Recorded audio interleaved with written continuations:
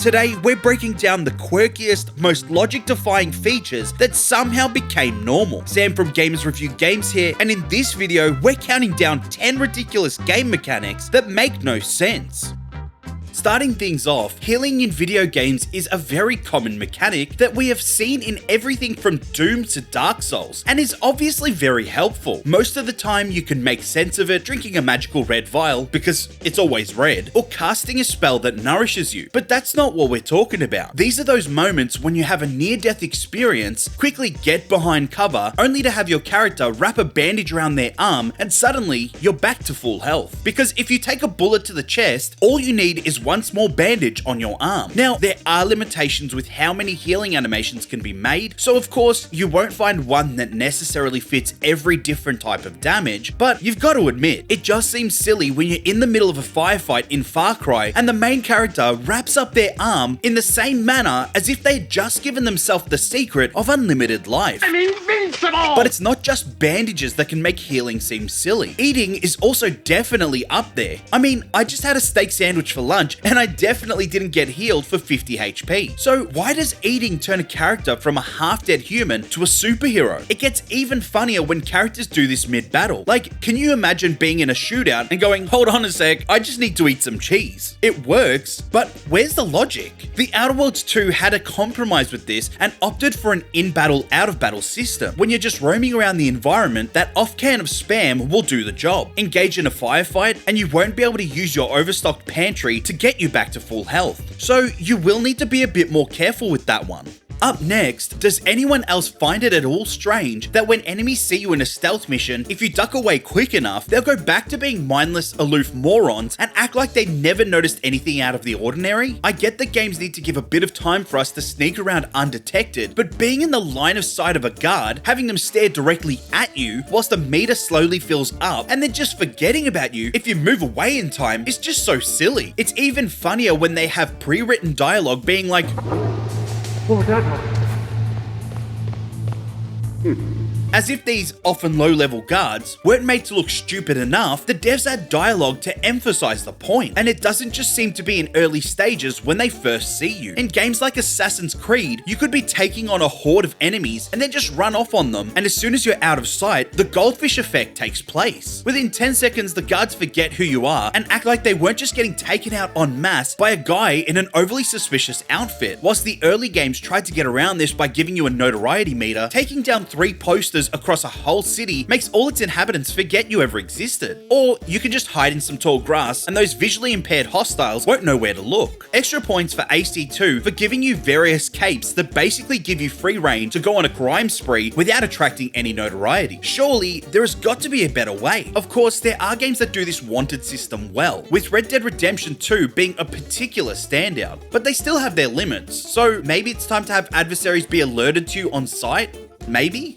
Up next on our list, who else thought the point of an RPG was to become super strong so that you could decimate your foes with a single blow? Well, for those who like grinding in RPGs, isn't it irritating when you come across early game threats that you encountered when you were level 1, and now because you are level 30, so are they? I don't understand why devs think it's a good idea to have enemies level alongside you. After all, they didn't labor away for ages to find those 500 shards, only to then have to go and find the farmer's missing son and follow that up by clearing out the bandit lair near the town. So why should they benefit? It's such a strange immersion breaking mechanic too. I just want to use my level 50 longsword to feel as powerful as I look, but instead I'm bonking goblins on the head the same way I did at level 1. Oblivion was notorious for this, making leveling feel somewhat meaningless as early areas in the game felt much harder as you went along. Other titles such as Cyberpunk 2077 and Dragon Age Inquisition instead opt for a half-half approach by having hostiles scale with you to a certain extent, but are still bound to level caps. So when you return to early game areas later on, they may seem slightly more challenging than they were at first, but you'll still get to enjoy a little power trip. Another alternative is to use the Witcher 3 or Assassin's Creed Odyssey approach, which allows you to control whether you want level scaling and to what extent. That way, there are options for both experiences. So devs, if you do level scaling, could you please make them optional? For this next entry, something that really grinds my gears, You know what really grinds my gears? is when a game makes the claim of being an open world, but is riddled with invisible walls that prevent access to certain areas. Now, I understand that it would be difficult to make a game where every millimeter of the map is traversable, so devs would have to come up with a creative way to stop you walking off the edge of the map. Now, that's all well and good. What I do find frustrating is when they just blatantly put in an invisible wall that stops you from moving beyond where you are, even though you can see the landscape beyond the wall. Could they at least put something in the way to prevent us from seeing all the possibilities that we will never reach? I know that this is one of those privileged gamer problems because I could just as easily ignore the area and move on, but the fact that there is an area that I can see that I just can't explore is honestly a little annoying. This gets even worse when it happens inside dungeons, castles, or other indoor spaces. I can deal with a locked door that can't be opened no matter how much you spam square, or perish the thought cannot be interacted with at all, but when you have an open space, a corridor, or any other area simply blocked off by a couple of foot-high crates that theoretically could be easily clambered over by any action-focused main character worth their wage, this just becomes overly silly. You're telling me that Nathan Drake can go climbing up the side of falling buildings, leap from cliff to cliff, but for some reason, that specific wooden box just makes him succumb to a level of immobility? Again, I understand why these areas are blocked off, and most of the time, it makes complete sense. They are unused areas that have nothing for us to find, and exploring them would not yield any reward.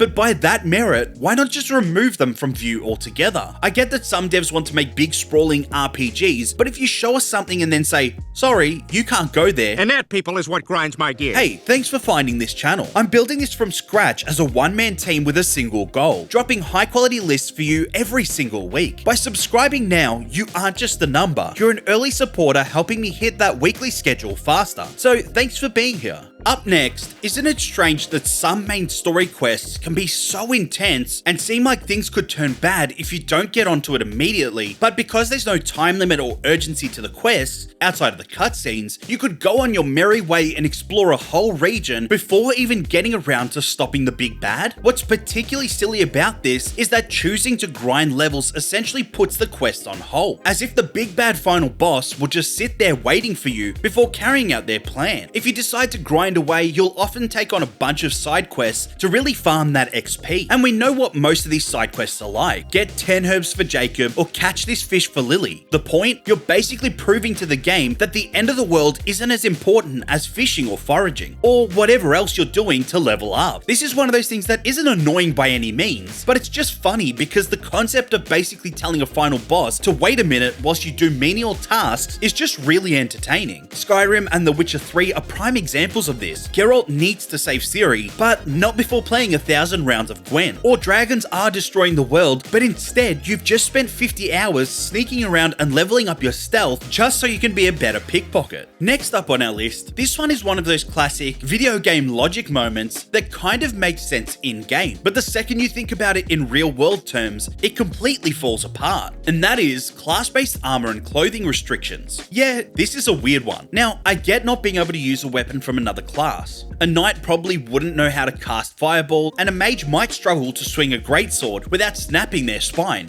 But clothing? What's the excuse there? You're telling me a mage doesn't know how to put on boots unless they're enchanted? A rogue can't wear a hoodie because it's labeled warrior gear? Did they forget how sleeves work? It's one of those mechanics that sounds logical on paper, you know, balance between classes and all that, but in practice, it just feels odd. Like, imagine being turned away from a jacket because your job title isn't compatible. Sorry, sir, only the IT department can don this trench coat. Go over there and get one of those customer service cardigans. Here's how class-based armor should work. Let players wear whatever they want, but apply stat bonuses or penalties based on their class. Sure, your rogue can throw on that heavy chainmail, but good luck sneaking past anyone when you sound like a walking toolbox. You'll be slow as hell, but hey, at least you're well protected. It's way more fun to let players make those trade-offs rather than just slap a not for your class label on gear like it's some sort of fashion restriction. And let's be real, nothing's more frustrating than being the one player in the party who keeps getting stuck with the ugliest loot. Everyone else is rocking sleek enchanted robes or badass armor, and you're out here looking like you fell into a pile of mismatched thrift store rejects. Next on this list, does anyone else find it frustrating when games limit your movement the moment you head indoors? You'll be out and about sprinting around a city, and then the moment you open a door and walk into an enclosed space, suddenly you move slower than a sleeping turtle. I can understand that these are often narrative-driven areas. I mean, why else would the devs allow you to go inside? And also because they are much tighter, it could be somewhat more awkward to navigate, but the fact that the movement difference is like Mario Kart outside and a Goomba indoors is honestly a massive pain. It's like they think we've never been inside before and don't know how to act appropriately. This becomes a lot worse when devs do the same thing but for entire areas. The limitations of movement and even removing the ability to use your weapons in these areas is actually kind of annoying. Like in Star Wars Outlaws, you're supposed to feel like a stuck-up, half-witted, scruffy-looking nerf herder, and to some extent you do, but the problem is whenever you walk into a hub space, for example Mos Eisley, you know, the hive of scum and villainy, you become the most lawful bounty hunter that's ever lived. The fact that you can't pull out your blaster whilst in town just makes no sense in the context of the game itself. I mean, half the action is in Mos Eisley, so to be stuck moving around slowly with weapons holstered turns sections of the game into a boring walking simulator. I think we can all agree that if a game is open world, then you should be free to act how you want in that world, not just be free in some areas and completely restricted in others. So yeah, can we stop with this please? Up next, in at number 3, one game mechanic I have never understood is with crafting. When you want to make a new weapon, armor, or other item, I get that it costs resources to build said item, but why do some games make it cost money as well? Especially if you're crafting the item yourself. It's like going into your own garage, using your own tools, your own parts, doing all the work yourself, and then getting an invoice from your own house for crafting fees. That doesn't make sense. What am I paying for? The air I breathed while hammering? This is definitely one of those mechanics that grinds my gears because I can't count the number of times I would be out farming resources, approach a workbench only to see that I don't have enough money to pay myself for the labor of creating the item. This would make a bit more sense if the currency in the game also doubled as an actual main crafting material, but many games just chuck it in as an extra cost to make you pay through the nose to make a weapon. By that point, why wouldn't I just buy a new weapon from a vendor? Granted, often it costs less money to craft than to buy, you know, because of all the crafting materials required, but still, if the devs really want to charge us, at least make it optional, like paying a blacksmith for faster crafting or better quality. But charging me just to click craft, crafting should be rewarding, not financially draining. If I wanted to pay to do my own work, I'd start charging myself rent too.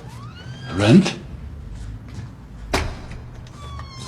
This next entry may not apply to a lot of you, but if you fall to pieces when facing the big bad, you may find this frustrating as well. Just think, you've put the hours in, you have patiently sat through the evil monologue about how you are actually the one who is in the wrong, and the big bad just wants to heal the world, blah blah blah, Thanos complex, blah blah blah. Finally, it's time to end his reign of terror, only for him to beat you so bad that you have to load your save again. You get to the cutscene, but hang on, you've seen this already. So you start spamming all the buttons, but are stuck sitting there as the big bad spends yet another 12 minutes explaining why he's actually the good guy. It gets more painful with every failed attempt. Every time you die, you know you're going to have to sit through his agonizing speech and there is nothing you can do about it. Now, I know that this isn't as common these days, but seriously, why was this ever the case? If the story is that compelling, sure, I might watch the cutscene a couple of times, but being forced to re-watch it every time you fail the battle without any hope of being able to skip past it makes the hours fall away just that much slower. You can see just how annoying this was, as most games from the 2000s era, you know, the time when unskippable cutscenes thrived,